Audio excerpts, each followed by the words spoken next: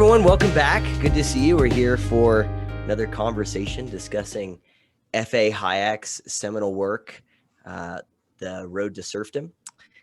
Kevin and I are doing this whole series for those of you who've been watching, but last week we did chapter 7, Planning and Totalitarianism, and this week we're doing chapter 8, Economic Control and Totalitarianism. Thank you, Kevin. That was fast. That was good. We have this Word document. Dude, yes. That was awesome. That was good. We're actually, there's a Word document. So I have two screens up, Word document on this side. We're playing Pong on this side. And There's a whole bunch of stuff happening. I'm up 5-3 anyways. Okay. Again. So for those of you who missed last week or whatever, we're just going to kind of recap a little bit of it. Largely because, as I've said before, and will continue to say, is that so much of this book is Hayek laying just layers of an argument and building, and it all builds and builds on itself. And so last week he talked about economic control and totalitarianism, like I said, but basically the theme of last week is you have these people called planners. We've defined this before, but what planning is basically another word for socialism or top-down government control or all these bureaucracies and stuff, dictating, it's the opposite of a free market. It's instead of you deciding, what you want to buy or how much of something you want to produce or whatever, and at what price that you want to sell something at, it's these planners dictate all those things for you. So Hayek lays out this thing about how, well, one of the things the planners will do is say, why don't you just let us take care of the economy? Like, this is a boring thing. No one wants to worry about it. Like, who cares about the production of these things? Why don't you just let us take care of it? And this is a pretty, I guess, for some people, compelling argument when Hayek was writing this, originally in the 30s and then in the early 40s. And so what he does is lay out this notion that, look, as soon as someone takes over the means of production, it's not just one little aspect of life, it's all of life. And that actually economic freedom is a prerequisite for all other freedoms that we have in life. And that by economic freedom, it's like, just think about even just any good or service. I think one of the examples we gave was maybe like cheese or milk or cows or something like that, about how if the government controlled just cows, just the like cattle farms, then they would control the supply of food, of beef for every restaurant, leather for every person who would use that to make different things. They would be controlling the land, for all of these sale barns and stuff. They would be controlling any place that would need milk for cheese, or just need milk, or, sour cream or ice cream or whatever. And so that's just one thing. And the planner gets to decide, well, how important do I think it is that people are able to have ice cream? Or how important do I think it is that these places can sell steaks or whatever, just in this one situation? But when they control the entire economy, well, one of the inputs into the economy isn't just the goods, but also the services. It's the labor that we have. So if a planner controls the economy, what starts out is like, just let us take care of the production of stuff and, all of these things. Then it's, well, they're also going to have to dictate how many of certain kind of occupations we need. How many of certain kinds of this do we need? We've decided we need more people over here making this thing. So we're going to need more steel workers or whatever, even if people don't want to be steel workers. And so all of a sudden it goes from this little sliver of society to, oh, well, now they control how much of anything that you can buy, because they're controlling the production of it. They're controlling how much you have to even spend, because they're controlling your job, and they're controlling where you live and who you live around by controlling where you live, and so on and so forth. And so it expands and expands and expands. Just from this one thing, and even just, I think if I remember right, we talked a little bit about how they'll say, just let us take care of this one thing. And, it turns out that there's big overlap. And like one of the examples just contemporary is like, well, what if someone said, just let the COVID, like, don't worry about COVID. They'll just let these scientists or these experts just worry about the virology. Okay. That's not going to impact your life. It's just let them worry about the virology. And it's like, well, no, but it's closures and how many people can be in a room, and can you be out driving at a certain time, or how many people can come over to your house, and covering your face, and can your kids go to school, and so on and so forth, or and can even you go to a restaurant.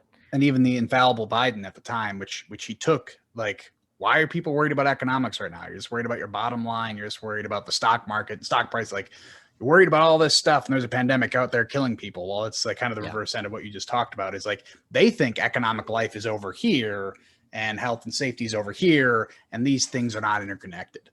So that's the problem with having these narrow-minded experts just tunnel vision at the thing that they believe is going to best benefit society as according to their plans.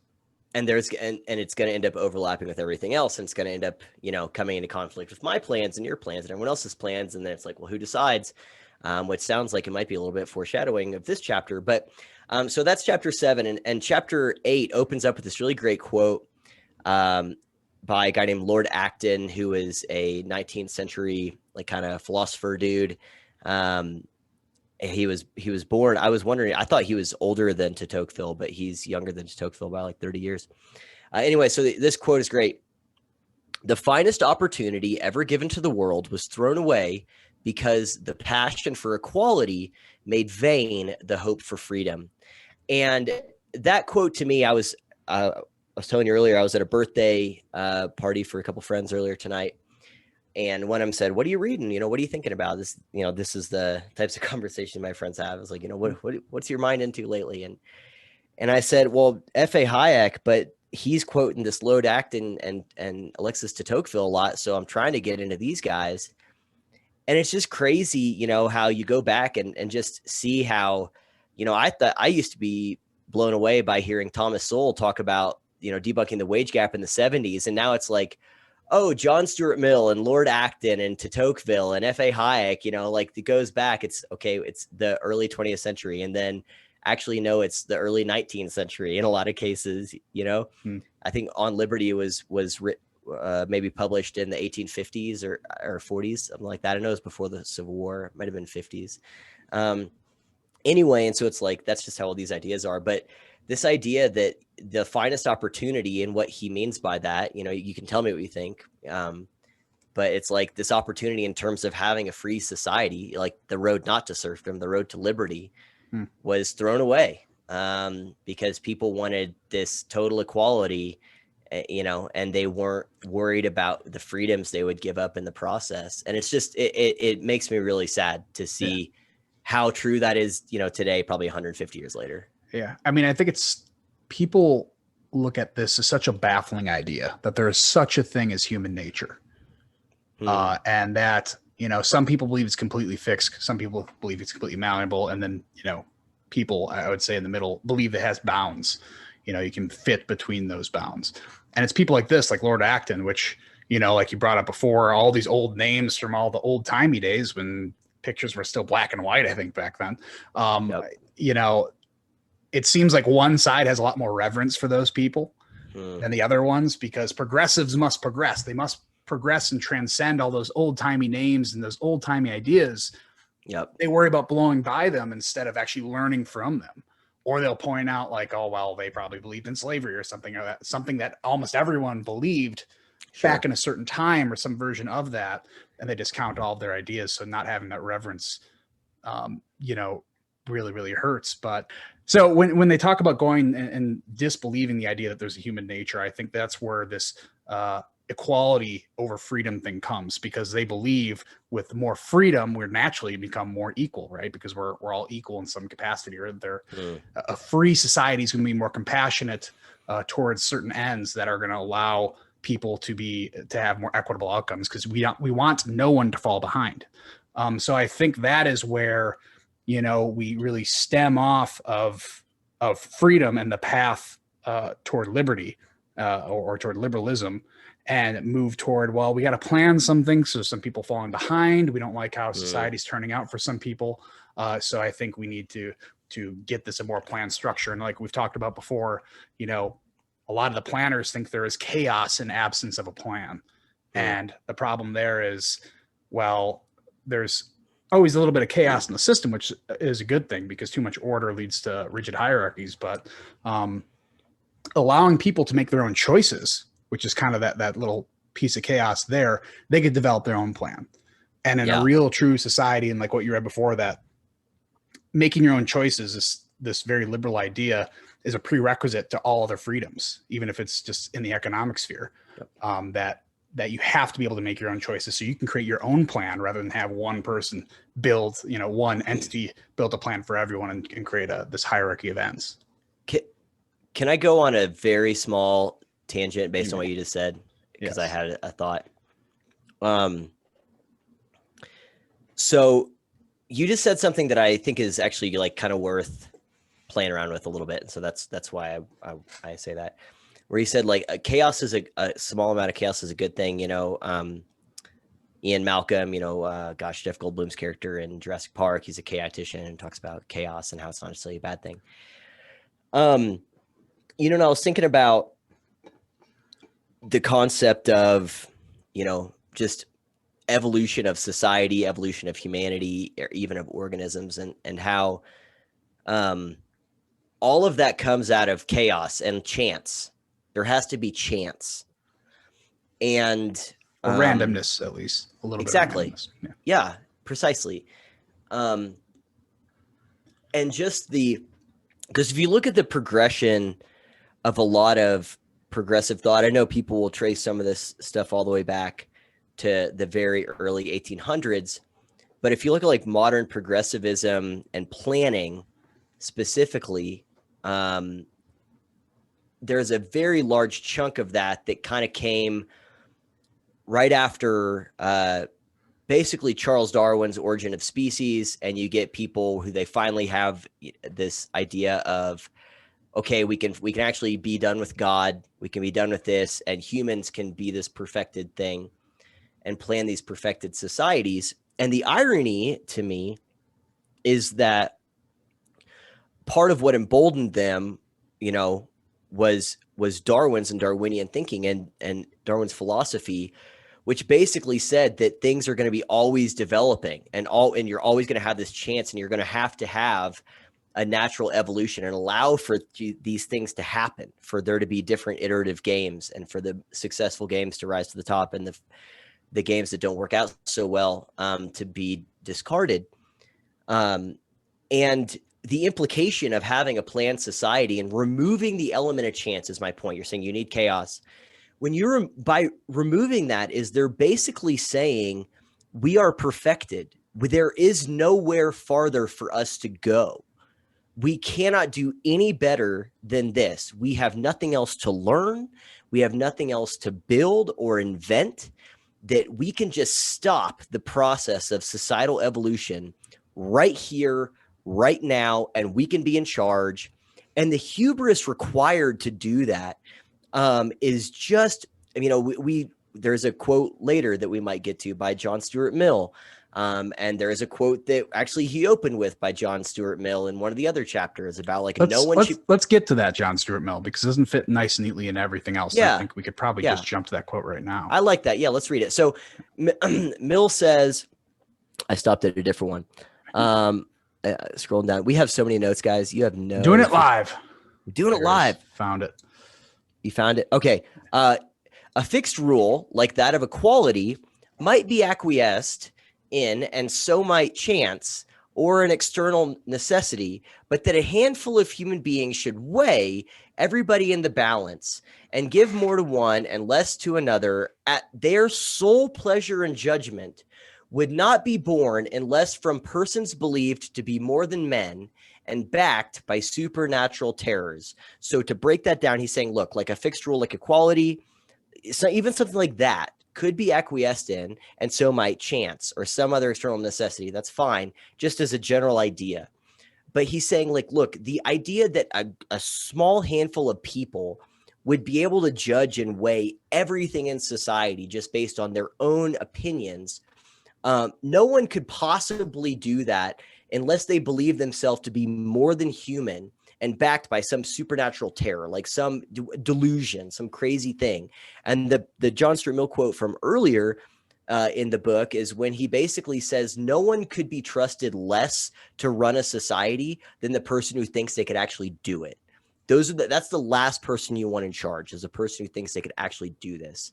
And so, yeah, I mean, I know that's just an aside, But it is mind-boggling to me, when you think about the people who want to control all of these aspects of our lives, the people want to make these totalitarian COVID measures, or, the Green New Deal type stuff, and do all this stuff, and remove that element of chance from things and just say, okay, let's lock it in here and we'll be in charge.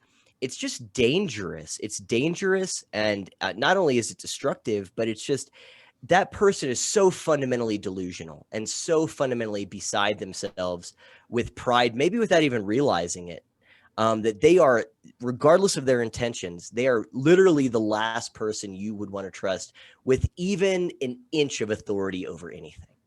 Yeah. Yeah. When the Mill quote that's backed by supernatural terrors, for some reason, every single time I hear that, I don't know if you've watched Game of Thrones or, a fan of Game of Thrones, but there's this very religious group that's kind of modeled after Christianity, I imagine, because they're the ones who believe in the single powerful God. And the chant that they almost quote all the time is, "The night is dark and full of terrors." And what they do is they'll burn people at the stake to offer them up to God. And so to me, it's these people are a good idea of what it looks like for someone who has a plan and will do anything to make sure that they can fulfill that plan, including burning people at the stake. And they chant, the night is dark and full of terrors. Well, they are the terror. They are the people that you should be watching out for. When someone says they can come in and control your life better than you can, manage your life better than you can, or if they offer you something for free, because guess what? Nothing is for free. Yeah. Beware of those people, even if they're nice people, even if they're well-meaning people. Most of them, again, give them the credit and say, I believe that you want people to live a better life, live their best life. But by controlling them, there's no avenue to get there, because there's just too many people to do that. And in the end, it's that choice, the freedom of choice that you get to enjoy your own life. I think it gets a little bit into this chapter as well, that when choice is taken away, even if, something good, even if you're given a great position of power, once something's taken away from you or something does not turn out, it's better to feel like, okay, maybe, by random chance, this thing didn't work out, or maybe I wasn't good enough to get this thing to work out. Yep. But it's a lot worse when it's someone else, a third party that when it took that away from you, and they're all the ones. Part of the plan. Exactly. As the Joker would say. If it doesn't fit in the plan, it doesn't go. So that's right. Anyway, that's an aside. Sorry, but it I don't know. It's just a thought I had. Should we get into the chapter? 20 minutes in? I said let's call it there. Yeah, for sure, man. Wait, what's the name of this chapter? So the name of the chapter actually comes from a phrase popularized by Lenin during the early years of the Soviet Union: whom. Now, I've always talked about how the chapters are really labeled perfectly, and it really gives you kind of a succinct idea as to what it means. When I first read this, because I'm not familiar with that phrase, I'm like, I have no idea. This is the first bad call here, Hayek. I'm gonna go now and write a bad review of this book. But no, the further you get in and understand what whom means, it's like, oh wow, spot on. So whom is seen as kind of the universal problem of a socialist society. So, quote, who plans whom, who directs and dominates whom, who assigns to other people their station in life, and who is to have his due allotted to others. This became the central issues to be decided by the supreme power. So the idea here is, if there's a supreme power out there, if you give this large coercive power to the centralized authority, they're going to be deciding these things, right? So it's extremely important to understand these people are going to run your life. It's not going to be limited to any economic sphere. It's not going to be limited to a small part of your life. It's not going to be limited to just healthcare. It's not going to be limited to just basic necessities like food and clothing and shelter. It's going to have to run your life. It's going to be who plans whom, who directs whom, who dominates whom. So I think it's a really, really apt way to start the chapter and really label a chapter overall, because these are the ideas he plays around with throughout chapter 8. Yeah, and Lenin, for those of you who are unfamiliar, Lenin was one of the early leaders of the Soviet Union, communist guy here. So this is of all the planners, one of the planniest of them all. This is a guy. And so the fact that he understood, and this at the end of the chapter actually gets into this, is that, in all fairness, with all due respect, however much could be due to the Nazis and the fascists, Hayek says, at least they understood where their ideology leads. And so they just jumped right to the need for total control. Like they didn't try to pussyfoot around like that's not what was required. And Lenin's one of those guys who understood that pretty well. Yeah. They took the Autobahn to serfdom. They went there real fast. It's the Autobahn. Well, I thought that construction on that was halted during World War II. It was, yeah. It didn't fit into the plan at the time, when they're at war and losing. There's an Easter egg to the very first episode. Anyway. Nice. Anyway. So to continue on the chapter, so this is like the first sentence right after the original Lord Acton quote that gets into it here. And he doesn't really mention this much throughout the chapter, but I like the idea here of relating, a sphere of economics into something else that we're familiar with, but we'd all agree on that this thing should probably remain the same. So to get into it here, quote, "It is significant that one of the commonest objections to competition is that it is blind. It is not irrelevant to recall that the ancients' blindness was an attitude of their deity of justice." So what I thought that was interesting here, because you think of the Greco-Roman goddess of justice, who goes under a lot of different names. I tried to figure out what name it was under, but there's a couple of them, but there's always depicted as blindfolded. It has the weighted scale there. It's got the blindfold over the eyes. And the reason is because justice must be blind. You do not want to build arbitrary laws or arbitrary decisions inside of, the law. When you're trying to say, or sentence someone to really take accountability for what they did wrong in society and the laws that they broke, you don't want to do it arbitrarily and say, all right, well, I like this guy, so he's going to do this thing. I don't like this guy, he's going to do that thing. I don't like white people, so I'm going to send them here, but I like this other race, so I send them there. We've seen what arbitrary law, especially in the criminal justice system, has done in the past. And we don't want the same idea, which everyone agrees that it must be blind, although that's being less and less agreed upon, I suppose, now. But I don't know why we don't apply the same idea to competition, just competition in the general market, that it must be blinded without a central plan directing everyone's activities.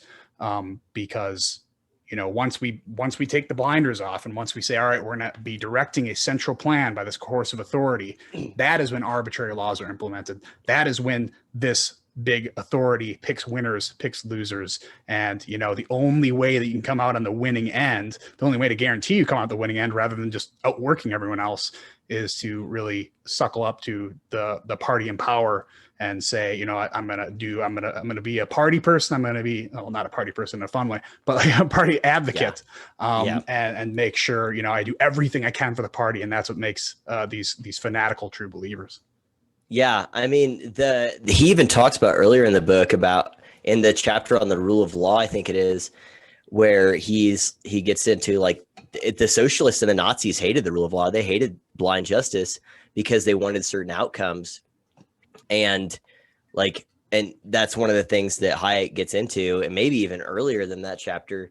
I think it is in that one though, actually, but where he's like, to the degree in which you would want to know how a law might impact one group over another, you want it to at best be a coin flip. Like you want that to be the degree of certainty you have in that thing.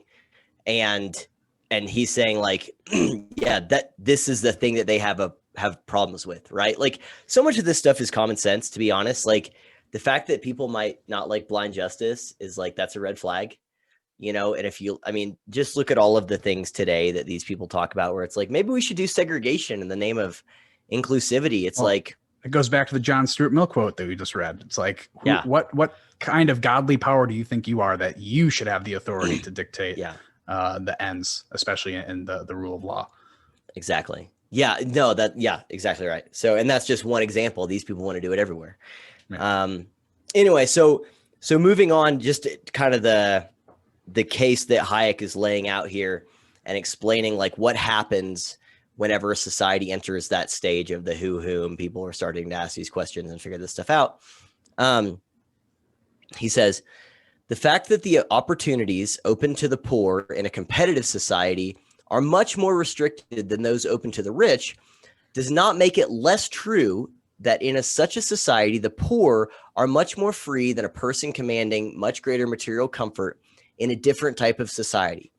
Although under competition, the probability that a man who starts poor will reach great wealth is much smaller than is true of the man who has inherited property, it is not only possible for the former, But the competitive system is the only one where it depends solely on him and not on the favors of the mighty, where nobody can prevent a man from attempting to achieve the results. And what he's saying here is, like, let's say we have a society. I think, isn't it one of the other chapters, gosh, where he gets into like moving, it might also be the rule of law, where he says we'll move into a rule of status, right? Where it's basically creates this new aristocracy. And so it's like, let's say I'm rich and I'm in a society where I have no freedom, basically. And I, like you were saying, I'm part of the party or whatever. It's like, how stable is my wealth and my comfort? It's like, it's incredibly unstable. It's incredibly unstable, because if I gained it from the planners, you know, it's like Job, the Lord giveth, the Lord taketh away, right? So if my wealth came from the planners, then they could take it away arbitrarily. That's how that works. And Hayek is saying, like, look, even in a free society, the fact that a rich person, you know, who started out wealthy, you know, has a better chance of maintaining that wealth by the end of their life than a person who's poor. It's only in the free society where the poor person can actually achieve wealth, you know, completely as a result of his own pursuit of it. And which is much more stable. It's much more stable than just like a person hands it to you and then at any given time they could take it away. And so it's like, that's one of those things that it's hard to wrap your mind around for a lot of people, because in the short term, you know, Sol does such a good job of saying you got to think about time as a factor. And so a lot of these people say, well, the lower class or the bottom 10% or the top 10%, it's like, this is a constantly shifting group because of time. And so, yeah, someone who's poor at a certain point in time in their life, it's like, yeah, that might suck, but we don't know what the end of their life is going to be. Right. And so, and it's only in a free society where they have the highest probability of not just achieving wealth, but achieving stable wealth, much more than if they were in some type of restricted or planned society. Yeah. Yeah. I mean, it's obvious that one will have the advantage over the other at the beginning, but no one knows the end. And it's only in a free market society that that person at the lower end of that economic spectrum can gain access to the upper end of the economic spectrum through his own means. And there's just a lot of movement that allowable in a free market system, because there's a big difference between, you know, and I don't want to get into this too much, but there's a big difference between socialism and capitalism, the way that they're labeled. Capitalism is not an ism at all. It's a description of behavior. It allows people to trade freely and you get to do whatever you can in that system. And that system also allows you, like, if you want to build a commune in a free market system, you can build a commune. You can have a little subsection of socialism as long as everyone freely agrees to it within capitalism, but you can't do that in socialism. You cannot free market trade in socialism because it does not fit within the plan, right? But with a lack of a centralized plan, if you want to get together with a bunch of people and create your own sub-plan, that's totally fine. But the other part that an observation that he makes, and it's going to get into the next quote, is that, you know, the poor man in a free society is still tends to be way better off than a richer man in an unfree society, because that richer man has to answer to this public authority, where that free man, even though is poor, relatively poor, doesn't have that person to answer to. So that allows for just, you know, a lot more range and the ability for that poor man to find more meaning than the rich man who only has this restricted, narrow scope in which he's allowed to act in. So I mean, we always talk about that when it comes to, you know, man, there's a lot of classes or groups of people that are relatively poor in America compared to other groups of people, right?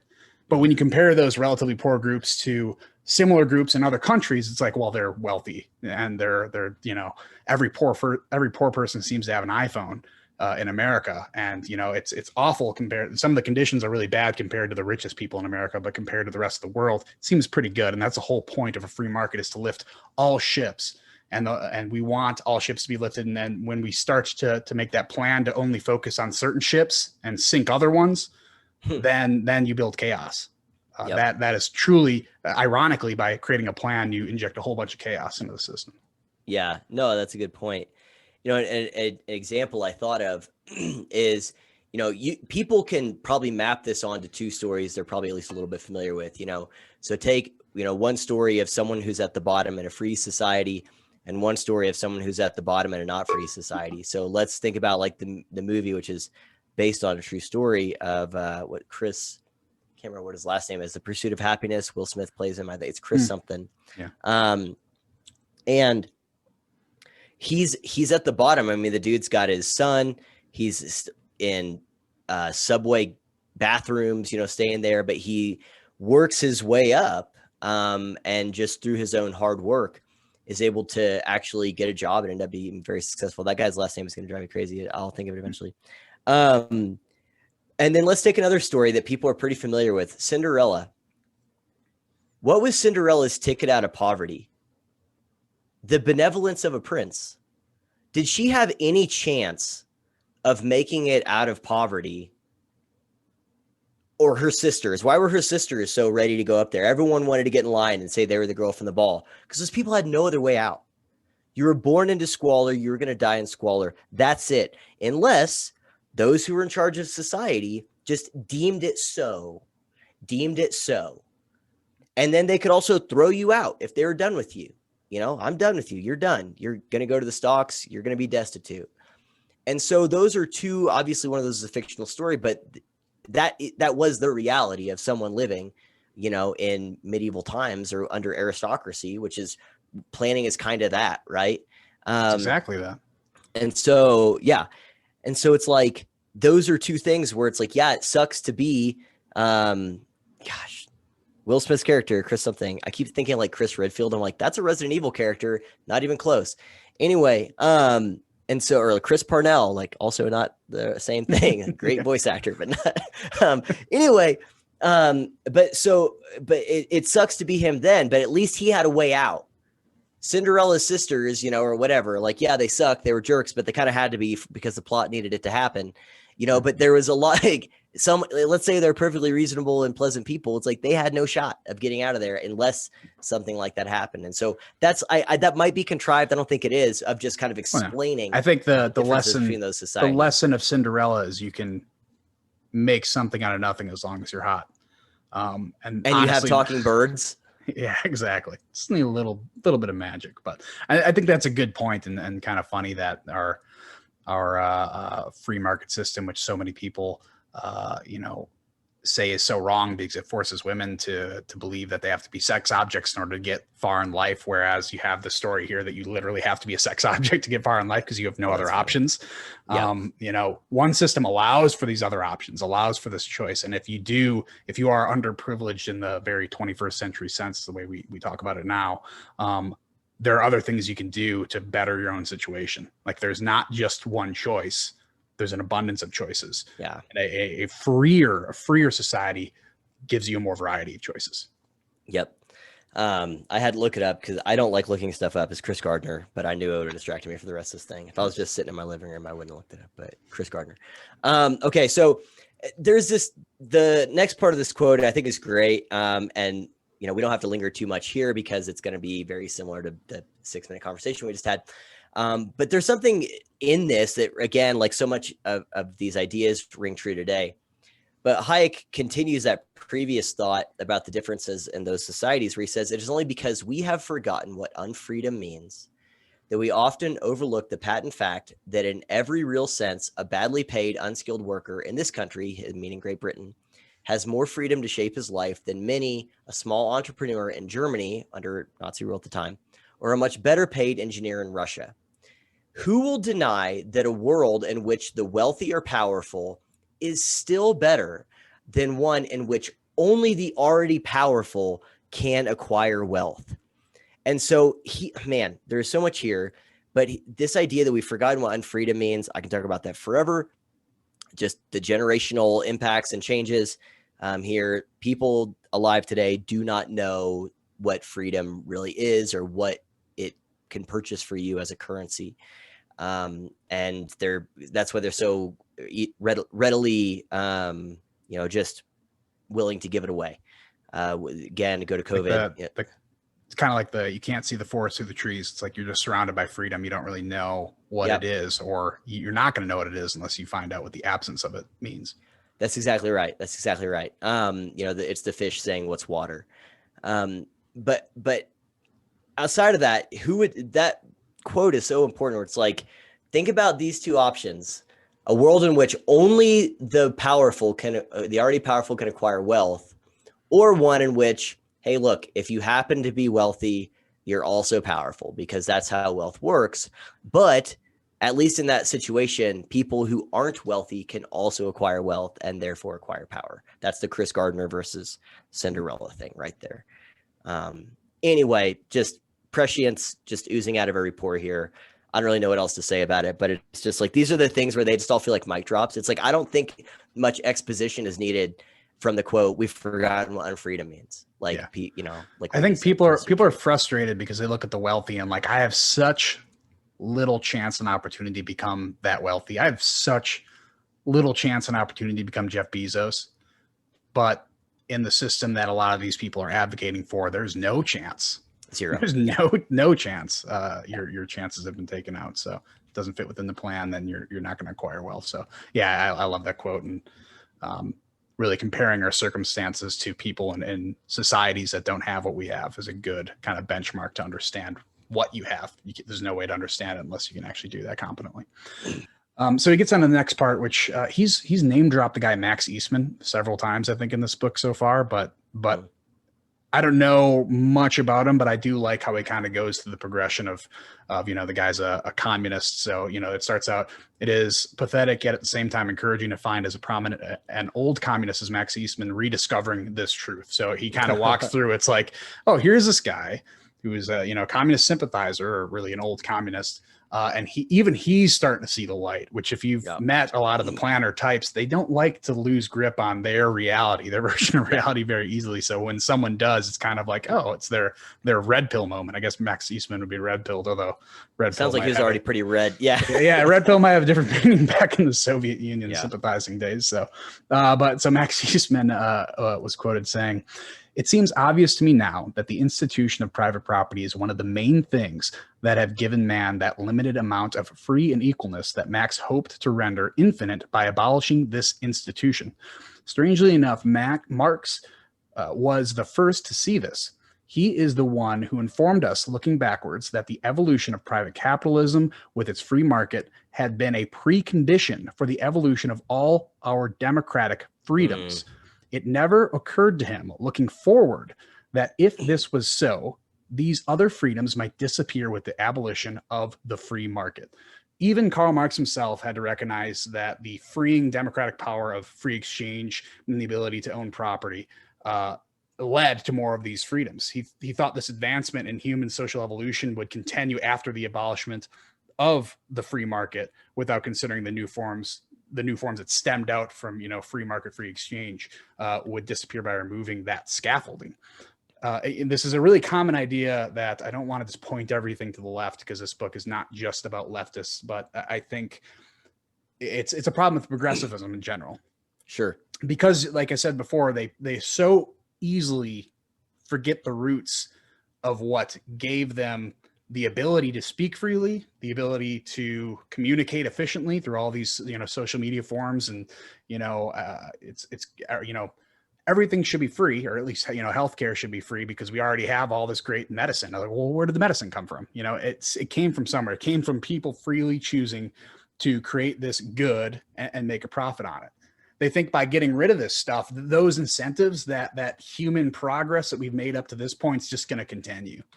And that is really the most damaging thing that Marx kind of believed in. And it's kind of weird because, like Max Eastman says, he identified this. He's one of the first people to identify this free market as a precondition to all of our other democratic freedoms, that he's like, well, we abolish it and we're just going to keep riding the wave because it's not going to end. Well, no, that wave's going to crash into a dam and it's going to stop. And now you're absent of all these great democratic freedoms that we've earned up to this point. And now it's going to go straight to tyranny, which is why, why Cuba is in a constant revolution, because they keep having to relearn this, that you get rid of this free exchange, this free range of choices for your people, and you go down and you devolve into totalitarianism extremely quickly. Yeah. I want to go back, because what you just said ties into a quote from chapter 2. Way back. Right. where he says, with the success grew ambition, and men had every right to be ambitious. What had been an inspiring promise seemed no longer enough, the rate of progress far too slow, and the principles which had made this progress possible in the past came to be regarded more as obstacles to speedier progress, impatiently to be brushed away, than as the conditions for the preservation and development of what had already been achieved. And so that whenever you're talking about the medicine, that's what made me think of is where it's like the people who were like, we already have all this medicine, we already have all this technology, we already have all this infrastructure. Like, it's like they saw the mechanisms that created this stuff not as things that created it, but as barriers. And so they just don't, like you were saying, they don't think about where this came from. It's like none of what we have came out of what they're proposing. There's probably a reason for that, and it never has. None of what we have has ever came out of what they're proposing, right? None of the good things. None of the good things. If there's always going to be universal, like, things that are bad, okay, I get that. The next quote actually directly addresses that. But it's like none of the good things we have came out of their stupid ass ideas. It came out of the ideas that they are just so recklessly and pridefully wanting to just cast aside because they see themselves as superior. So that quote, the next one that it actually goes perfectly with is, Hayek says, look, there will always exist inequalities which will appear unjust to those who suffer from them, disappointments which will appear unmerited, and strokes of misfortune which those hit have not deserved. And so this is where he's getting into, by the way, the source of pain and suffering. All right. So that's this progression here. It's like, well, when the planners are in charge, when everyone's in charge, where do we point to for inequalities and disappointments and strokes of misfortune? So he continues, inequality is undoubtedly more readily born and affects the dignity of persons much less if it is determined by impersonal forces than when it is due to design. The unemployment or loss of income, which will always affect some in any society, is certainly less degrading if it is the result of misfortune and not deliberately imposed by authority. However bitter the experience, it would be very much worse in a planned society. Their individuals will have to decide not whether a person is needed for a particular job, but whether he is of use for anything and how useful he is. His position in life must be assigned to him by someone else. So this is that continuation of the economic argument where now they're just controlling everything. And it's not just they're deciding whether or not you should have 5 flavors of ice cream, or again, James Lindsay's been using this example a lot lately. Well, there's 3 hats in Soviet Union. Well, we don't need a 4th, right? It's do we even need you and your labor and what you can provide at all? Because the planners are taking control of everything. And Hayek continues, he says, in a planned society, we shall all know that we are better or worse than others, not because of circumstances which nobody controls, so chance, that chaos, which is the same force for our growth. It's the same chaos as where it can bring us down and bring us up. A buddy of mine found $100 at the grocery store yesterday. All right, extrapolate that out. That's good luck. Extrapolate it the other way, bad luck. And it's like, look, it's better in society that we know that we're better or worse because of that type of thing, chance, and which it is impossible to foresee with certainty, those events. It's better to have that than to know that we're, doing worse off because some authority wills it. And our efforts towards improving our position have to aim not at foreseeing and preparing as well as we can for the circumstances over which we have no control, but at influencing in our favor the authority which has all power. And this harkens back to this quote from chapter 7 where he says, nothing makes conditions more unbearable than the knowledge that no efforts of ours can change them. And even if we should never have the strength of mind to make the necessary sacrifice, the knowledge that we could escape if only we strove hard enough makes many otherwise intolerable positions bearable. And so Hayek is saying, look, in this society where the planner takes total control of everyone's life and their vocation and all of these things, like the only out they have, like you said, is sucking up to the people in charge, is trying to gain the favor of the new aristocracy, these wise philosopher kings. And I think there's a hidden nugget of knowledge there, and I'll end it here in what he says, where he says, look, if people are in control of our lot, our efforts to improve our position have to aim not at foreseeing and preparing as well as we can, which is another way of saying like improving ourselves, working hard on the situation, right? Doing something productive would be like the reduced version of that, but instead it just influencing in our favor the authority that has all the power. So it's like we're not doing anything productive. We're just playing the game and kissing ass to try and get in power. And so that's where all this productivity just ceases to exist, where it's like, what's the point of trying? And if I am going to try something, it's going to be to try to gain this guy's favor, not to develop something or innovate or work or get in a second job or any of these other things that I can't do in a free society. And so it's just a destitute, miserable lifestyle whenever someone else is in charge of your fortunes and your failures. And actually, this is where I'll end it. Jordan Peterson gives this example. I think it's in the first 12 Rules for Life, where he tells the story of, it might've been a poet or something writing the story of a woman goes to this therapist and describes how she has all these miserable things happening to her and how her life is horrible and how depressed and sad she is, and all of these terrible events and what a failure she is. And at the end of telling this depressing story, she says, but at least I hope it's my fault. And the therapist says, what do you mean? Why on earth would you want this to be your fault? She says, well, if it's God's fault, I can't do anything about it. Right? It just is. It just happened. I have to just accept it.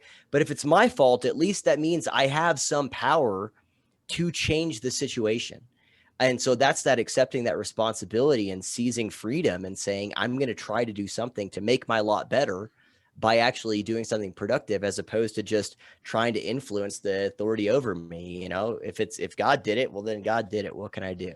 And so these are so wildly different in terms of what these societies look like. Not just in, we spent a lot of time on their monetary goods, on their production, on their technology, on their quality of life.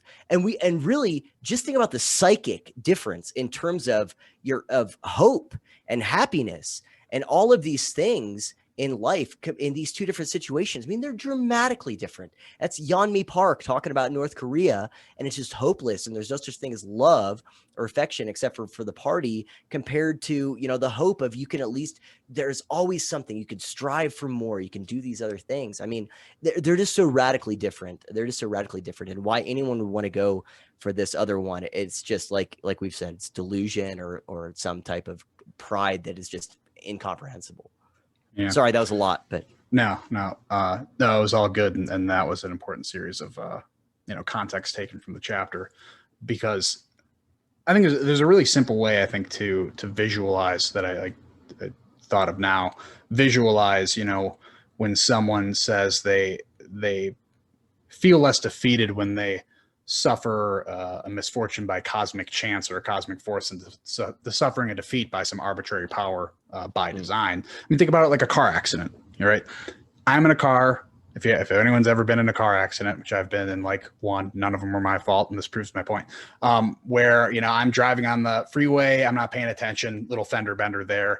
I feel awful, but in the end, I'm not going to necessarily crush myself, or it's not going to be like the worst thing in the world, or you're not going to be at least as upset about it, I suppose, although you'd be relatively upset. A different example would be someone, accidentally hitting you. Okay, and this is going to make you a little bit more upset because it felt like it was out of your control, right? This is something someone else did, but still, it was a misfortune, bit of a cosmic injustice that, maybe this person can prevent that from happening. And there's a next condition where let's say, drunk driver hits you. You feel pretty upset about that because that seemed a bit more intentional. That seemed like someone had to go out of their way to drink too much and then decide to get behind a wheel, and that's going to hurt, you, your family, your car, one of your possessions, and you're really, really upset. You're going to be much more upset at that example as compared to you making the mistake out of ignorance. Yep. Then there's even, which loss do you think hits harder for a football team?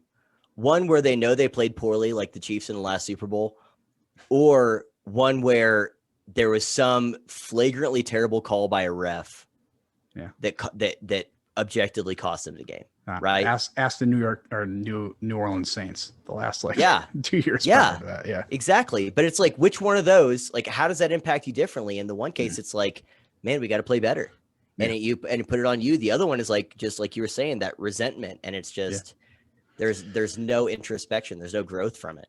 Yeah. But I think there's even a good, example of even sticking on the car accident idea. I don't remember if it was Ford or some. No, you're good. It makes the point. But even in that situation, like if you've what is worse, the ref making a bad call of ignorance, or the ref making a bad call because you found out that he got paid from the other team? Right. Yeah, exactly. One of them's worse. Or just not knowing. It's like he could have been paid. It's so flagrant. He might have been. And the point is that it directs all of the activity to that force and all of the mental, and none of it's to how can I play better next time? That's the difference between a Solzhenitsyn of like, how did I contribute to this? And just some resentment, socialist saying like, why don't I have enough? It's someone else's fault. You know what I mean? So anyway, sorry, I didn't mean to interrupt. No, you're good. Car accident. Well, I think there's a good example of, and I don't remember who it was, what car company, but you could say Ford, GM, back in, I don't remember, it was like 60s, 70s, something like that. They let cars go off the line with specific failures and malfunctions that they knew of, that it's going to go out there. There's a chance that these will fail and actually kill people, which it did. I don't remember if there's one like with a tire that actually was exploding, and they knew about the defect, but they knew their bottom line said like, we can handle the lawsuits. It's going to be a less negative effect if we take care of the lawsuits by the small amount of injuries that this is going to cause compared to recalling all of these cars. So this is like an intentional, defect that went out there. So it seems very much like this authoritative power, providing you this car, manufacturing this car, purposely did something that they knew would hurt you, or at least had the chance of hurting you, but they did it anyways. It's like, well, in our plan, and I know some people are going to spin this like, well, that's a free market for you. Cause I always get that response. It's like, well, no, there's a law against it. I mean, that's the whole, the whole blind justice part that comes in, but it's the people who are wronged by that. And there are these people who died. Again, I can't think of the specific example, and I don't want to slander Ford or GM or whomever came out with it, but I think there's a few examples of this throughout, especially history and just all products. But they're like, we'll take the L on some people who's going to have their lives ruined because in our plan it fits in there. It still works out for us. It's better than this other option that we have that would cost us a lot more money. We could stick with the anti-Nazi thing and just say it was Volkswagen. Probably. Yeah. BMW.